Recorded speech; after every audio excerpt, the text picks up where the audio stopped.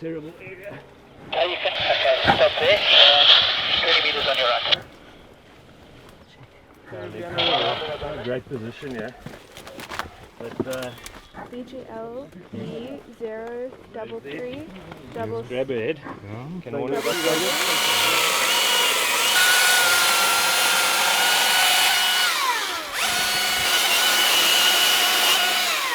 I think we're gonna wake up. She's lying terribly and we won't be able to change her position, yeah. Everyone happy, eh? You guys can even drop the kit and walk up there if you want. We'll pick it up again.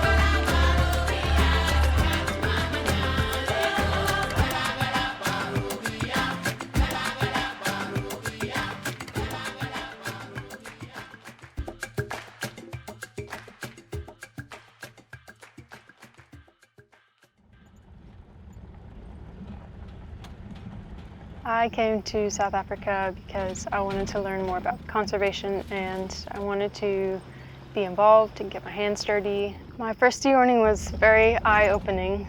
To be completely honest, it made me pretty sad to see an animal's horn chopped off. Over time, I came to realize how dehorning truly does save a rhino's life.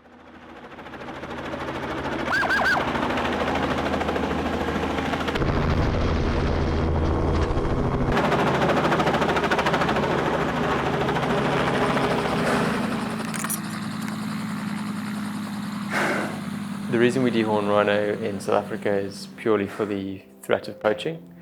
The poachers are after the horn, made of keratin, same stuff as our fingernails, and that is sold for various medicinal uses and traditional uses in the Asian markets. So our goal with dehorning is to protect our rhinos and protect them before it's too late.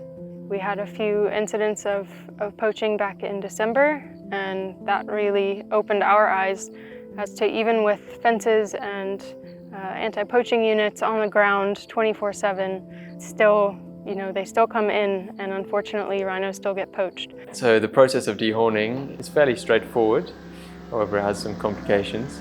You can't take a horn off a moving rhino, so you have to immobilize it. Because they can run a long way from the time the dart goes in from the vet to the animal actually being immobilized and going down, they can run a long way. So we use a helicopter and we try and position the ground team in an area which is nice and open and easy to work with. So once the rhino is down, the blindfold and the earplugs go in to make sure the rhino has as little stimulus as possible. And then once the vet is happy with the position of the rhino, then the research team comes in and we take the measurements. So we take the measurements of the front and the back horn and the circumference. 1 3/8. And we do that before and after the horn is taken off. Also checking for a microchip. If there's no microchip found, then we put another one in. We also take DNA samples if one hasn't been done before. Take spray paint and just give them a marking on the back so we can see them clearly from the air. Then you can start the dehorning process.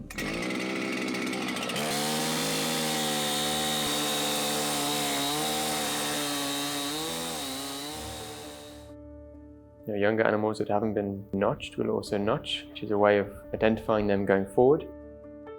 Rhino horn's composed of keratin. It's dead tissue, it's basically like nail. So the actual dehorning procedure doesn't hurt the animal at all. It might tickle them a bit, but there's absolutely no pain involved. Dehorned rhinos, ecologically, there isn't actually much research out. They've got very few predators, the only predators they have in the wild would be the calves are susceptible to hyenas and lions, especially black rhino. Bulls do fight, they are territorial, but the fact that they don't have a horn on means that they actually induce less damage into each other. That's the biggest natural cause of rhino mortality, is being killed by other rhino. Working with dangerous game, large animals like a rhino, things go wrong. Sometimes rhinos wake up early from the drugs and they get up in the middle of everybody. Sometimes the animals don't always go down on the road. They go down in difficult, awkward places, in riverine, in ditches and dongas and drainage lines. And you've got to act and think quickly on your feet. Make a plan to get those animals out and to a safe place. And it's not painful for the rhino, and you know, they may wake up a little bit disoriented and not quite know what was going on, and it may take them a couple days to get used to not having a full horn, but that rhino's life is saved. It still makes me sad to see the horn chopped off, but I think I look at it from a little bit different perspective. I know these rhinos, and seeing them on the camera traps and seeing them in person, and you know, I want to do everything I can to protect them. So I think being involved really makes me feel like I'm making a difference in their life. Dehorning on its own, it's not a long-term solution. It's a short-term, buys us time. But long-term, you need to look at education. You need to look at sustainability of areas, conservation areas for rhinos to roam. But you also need to couple dehorning with effective anti-poaching, counter-poaching team security on the reserve, which we do at Selati.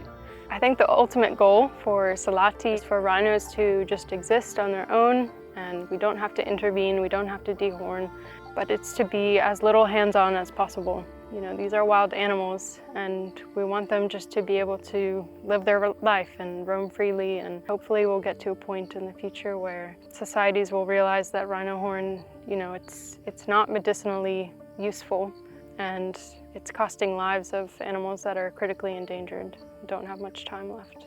So rhinos are one of the flagship species here in South Africa, and if we can't protect them, then what can we protect?